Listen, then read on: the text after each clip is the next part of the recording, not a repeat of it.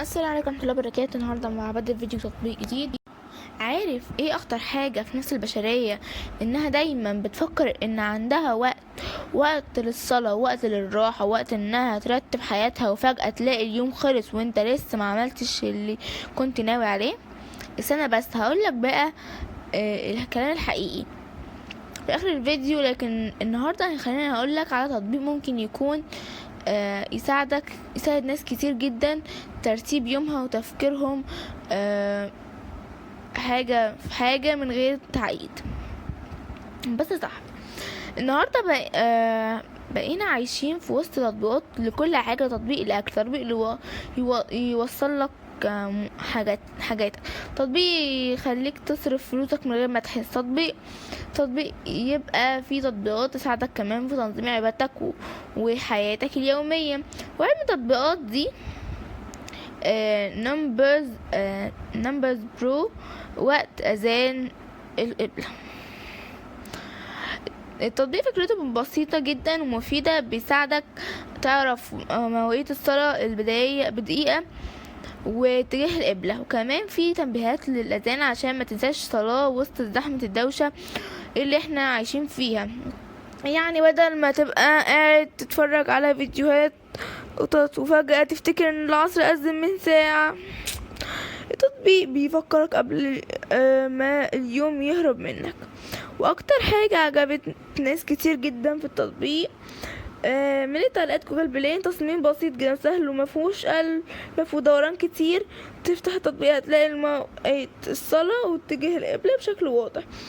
وفي وناس تانية قالت ان صوت الاذان فيه مريح وان الاشارات شغالة معاهم بشكل كويس. لكن تعالى اقولك على حاجة مهمة جدا عشان تستخدم تطبيق صح. اول ما تثبته تأكد ان مفعل الموقع الجغرافي بشكل يعني منتظم، لان مواعيد الصلاة واتجاه القبلة بيعتمدوا على مكانك، ولو موقع غلط حتى بشوية صغيرة ممكن المواعيد تختلف. وكمان فعل الاشعارات لان الناس كتير بتنزل التطبيق وبعدها تقول هو التطبيق ما بيأذنش ليه. يا حبيبي ما انت قافل الاشعارات بنفسك. من الحاجات الحلوة كمان التطبيق بيساعد ناس كتير جدا وهي مسافرة، خصوصا لو في مكان جديد ومش عارف اتجاه القبلة. بدل ما تلف زي تايه بموبايلك في ايدك وتسأل ناس القبلة منين يا جماعة.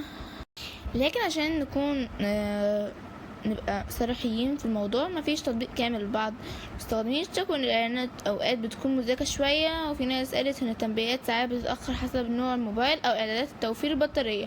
ده مشكلة موجودة اصلا في تطبيقات كتير، مش التطبيق ده بس. وفي نقطة ناس كتير ما خدتش بالها منها، التطبيق مجاني، طيب مطور بيكسب منين؟ غالبا من الاعلانات او النسخة المدفوعة او الخدمات الاضافية، ودي طبيعي جدا في اغلب التطبيقات المجانية. عشان كده ساعات هتشوف الاعلان يظهر لك فجأة وانت داخل تشوف وقت المغرب، فما تتهورش وتحسب ان الموبايل اتلبس. ولو حبيت بدائل مشابهة ففي تطبيقات معروفة جدا زي تطبيق مؤذن، تطبيق اذكار، كمان في تطبيق مسلم برو. كل واحد فيهم ليه مميزات مختلفة، اللي يركز على القرآن والأذكار، وفي اللي يهتم أكتر بدقة والانتباه التنبيهات والسفر.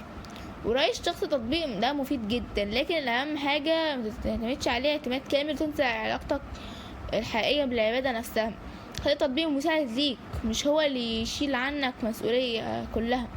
ولو فاكر الحقيقة اللي قلتلك نصها في الأول، أخطر حاجة في نفس البشرية إنها دايما بتفكر إن عندها وقت. الحقيقة كاملة بقى إن الإنسان غالبا ما بيحسش بقيمة الوقت غير بعد ما يضيع منه. عشان كده أي حاجة تساعدك تنظم يومك وتوفقك وسط الزحمة تستحق التجربة. ولو الفيديو ده عجبك اعمل لايك واشترك القناة وفعل الجرس، وسيب لي في تعليقات ايه اكتر تطبيق فعلا حسيت فادك في حياتك اليومية. سلام.